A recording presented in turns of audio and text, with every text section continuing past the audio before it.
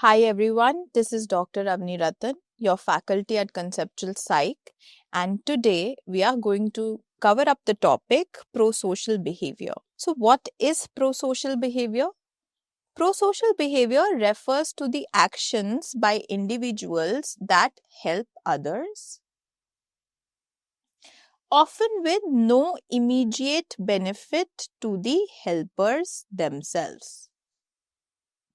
So this fascinating aspect of human behavior, it ranges from small acts of kindness to heroic interventions that save lives. So consider Chris Isle's story. On a sunny day in Iowa, he spotted a car frozen on railroad tracks with a train rapidly approaching. So without hesitation, he ran to the car. He shouted at the elderly couple inside to move. And when they remained frozen in fear, he physically pushed their car off the tracks, missing the oncoming train by mere inches. So his split-second decision saved 2 lives. Another story is that on a larger scale, the engineers developed efficient cooking stoves to help billions of people worldwide who rely on dangerous polluting stoves. So they did this without seeking profit, demonstrating pro-social behavior that benefits millions. Why people help? What are the motives for this pro-social behavior? First is the Empathy-Altruism Hypothesis. It feels good to help. So the Empathy-Altruism Hypothesis suggests that we help others because we can experience their emotional states and we want to reduce their suffering. Empathy actually has 3 components. First is emotional empathy, which is sharing others' feelings. Sharing others' feelings. Then there is empathetic accuracy, which is accurately perceiving others' thoughts and feelings. This is accurately perceiving others' thoughts and feelings, like everyday mind reading. Then there is empathetic concern, feeling concern for another's well-being.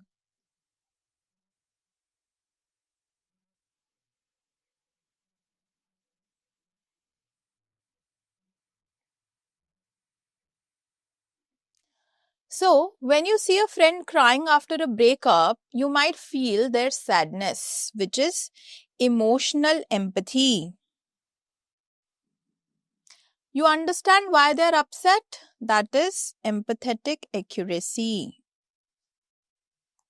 And you genuinely care about their recovery, which is empathetic concern. Now, let us understand what are mirror neurons. So our brains contain specialized cells called mirror neurons that activate both when we perform an action and when we observe others performing the same action.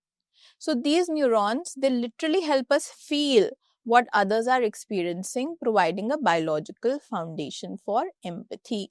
When do they activate? When we perform an action and when we observe another person perform the same action.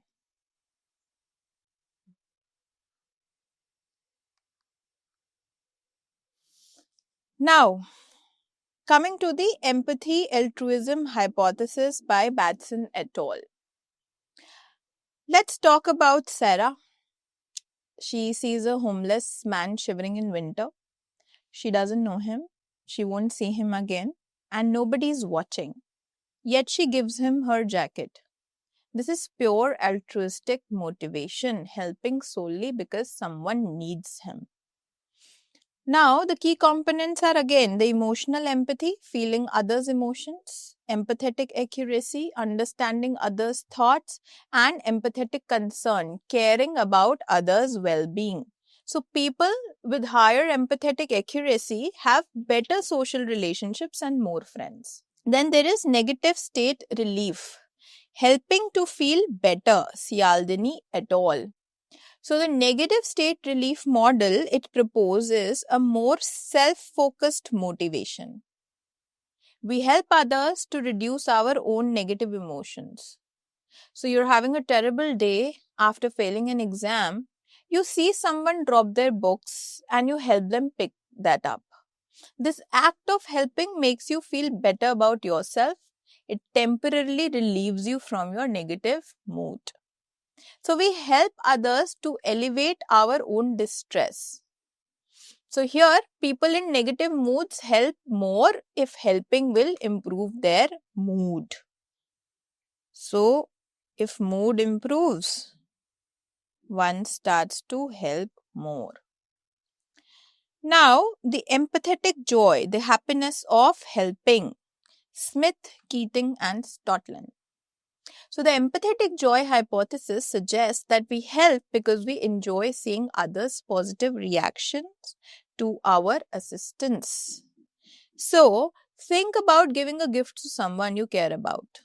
Their smile and excitement makes you feel wonderful. That's empathetic joy in action.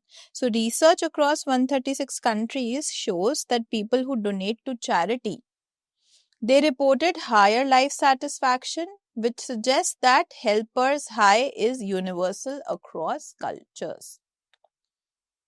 Now there is competitive altruism. Nice guys don't always finish last. This was given by Flynn et al. Sometimes we help others to boost our own status and reputation. This seemingly selfish motivation can lead to genuinely helpful behaviors. So for an example, Boone Pickens donated $100 million to the Oklahoma State University. While genuinely caring about the institution, he also gained tremendous recognition. The stadium bears his name. That is the example of competitive altruism.